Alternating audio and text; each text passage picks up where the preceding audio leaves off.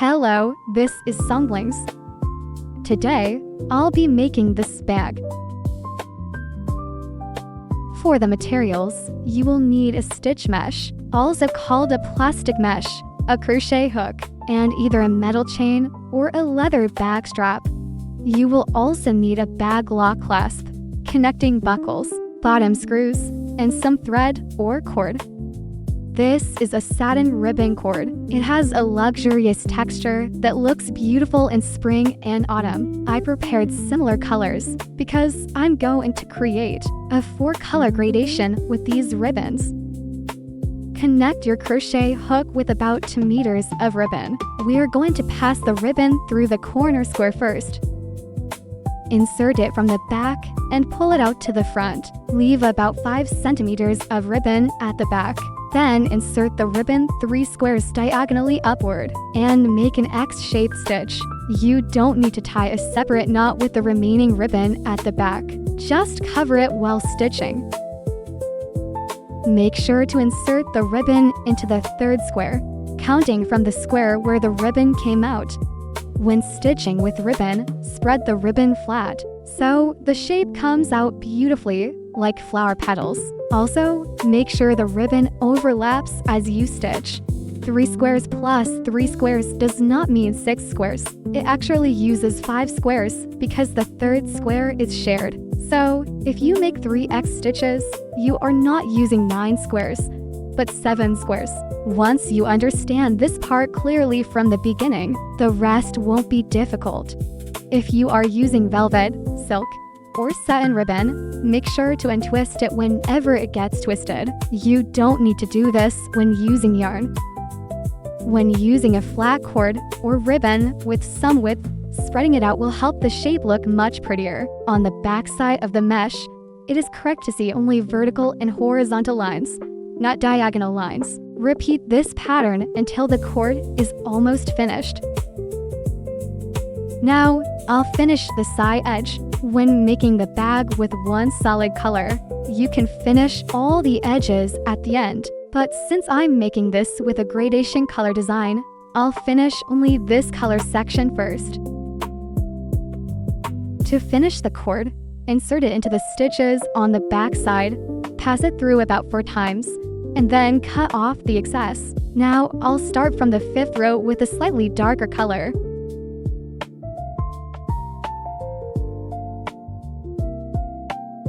That was how to make the bag using ribbon cord. Now, I'll continue with the bag I'm actually making using cotton yarn. This version is a little simpler. I'll keep working with the same color yarn. The only difference is that, when stitching, there is one extra vertical line in the center of the X shape. When starting, if you push the tail end of the yarn from the front to the back, you don't need to pull the entire long strand through. Again, leave about 5 centimeters of yarn and start stitching. If you are using a thinner cord, a design with an extra vertical or horizontal line over the X stitch can make the pattern look fuller.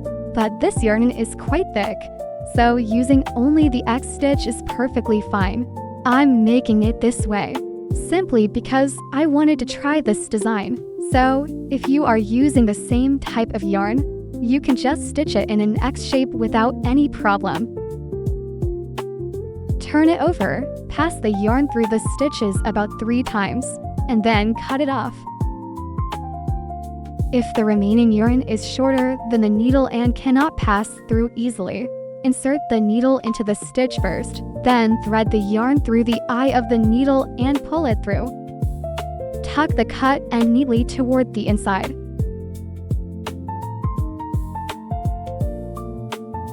The stitching is finished. Now, this is the final step to shape the bag. Once the bag is complete, it will look like this.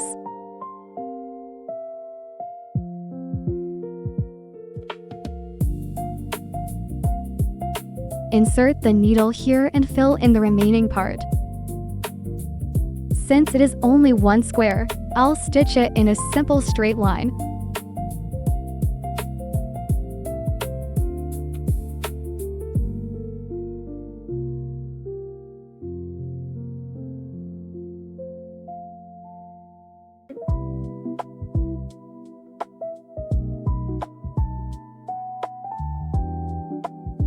With the same yarn, I'll sew the side of the bag together. Insert the yarn from the inside and pull it out to the outside.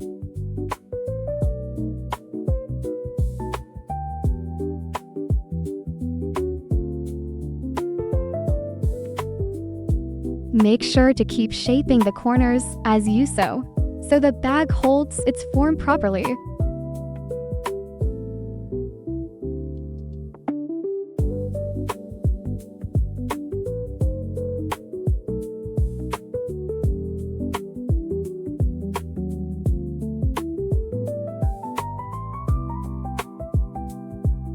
Pull the yarn tightly as you go, so it doesn't become loose.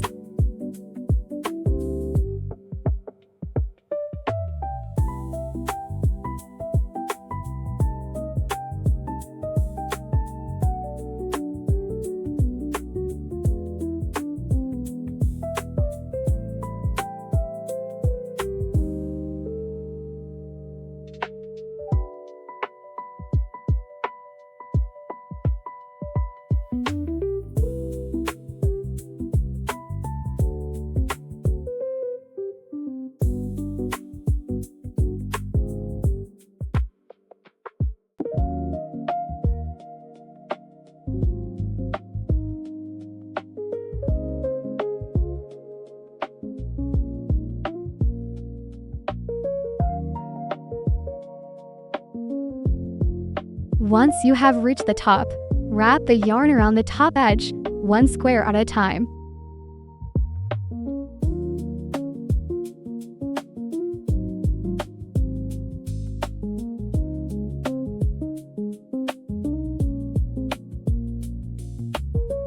Bring the side panel right next to the top edge, count the squares carefully, and connect them together. If the number of squares is off here, the bag will become twisted.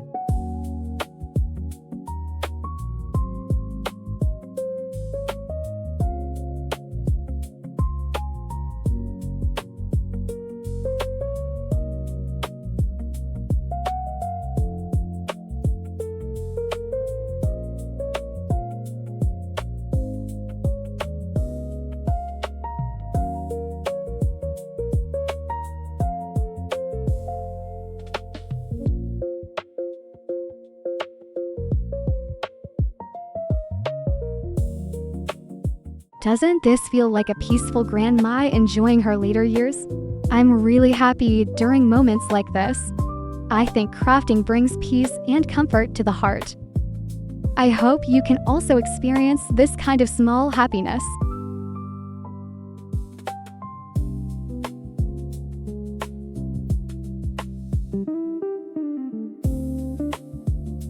For the rounded corner edges, wrap the yarn twice so there are no gaps, and finish it off from the inside of the corner.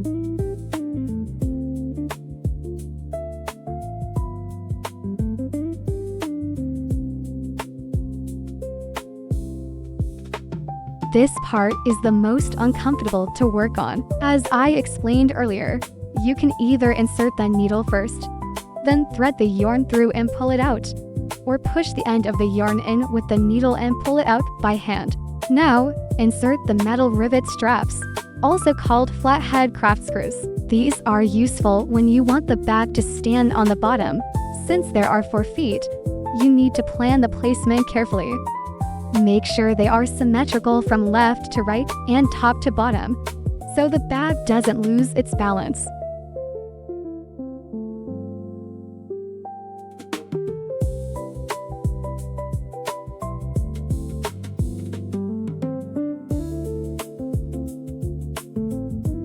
Press it down firmly to shape it.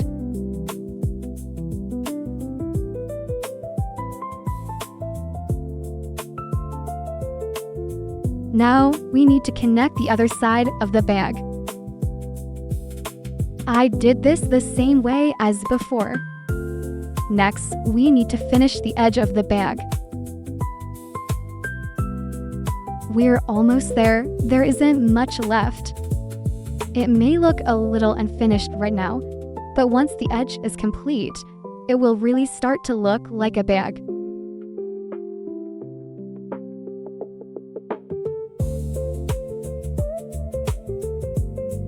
The yarn used for the edge can be a little shorter,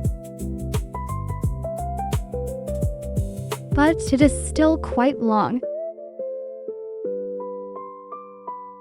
I'll start from the inside. Since leftover yarn and knots should always be hidden on the inside, stitch from the inside to the outside.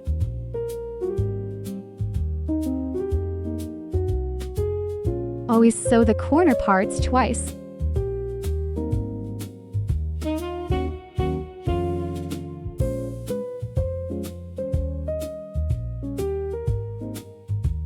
Now that we've reached the end, we need to finish it off. From the inside, pass the yarn through 3 or 4 stitches, then cut off the excess. Now, for the outer edge, start 3 or 4 stitches inward. Hide the end neatly on the inside, and then begin stitching the edge properly. I've finished going all the way around.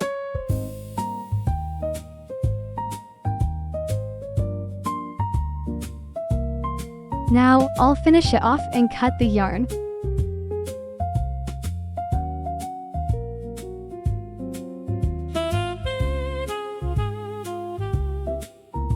Check carefully to make sure there are no problems. This is how the bag will close. I'm going to attach the bag lock clasp.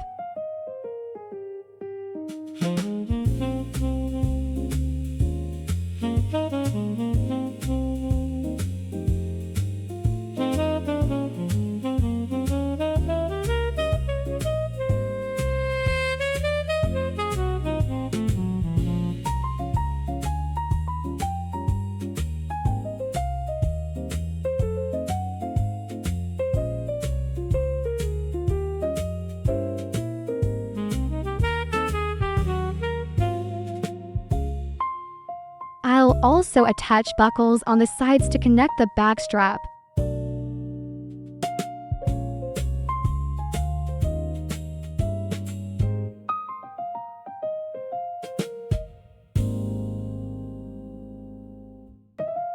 Insert the yarn from the inside.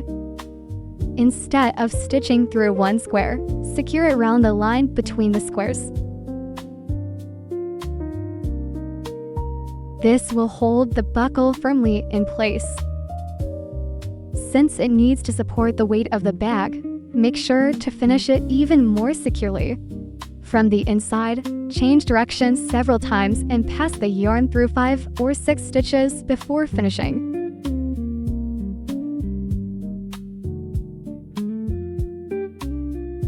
If you keep pressing the bottom of the bag, it will hold its shape better.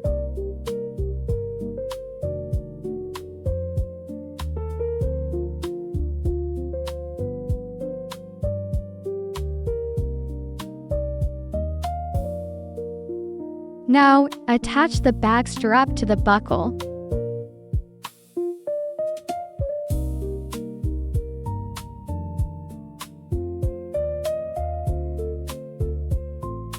My DIY bag is complete.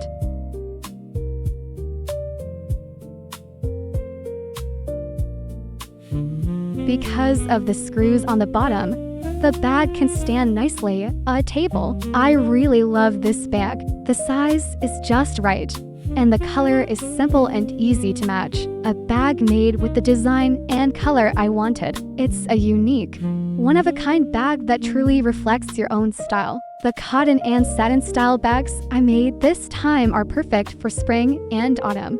For summer, organza or chiffon would look beautiful. And for winter, a yarn bag would be a great choice. I'll be back next time with another project. Thank you so much for watching. See you again next time.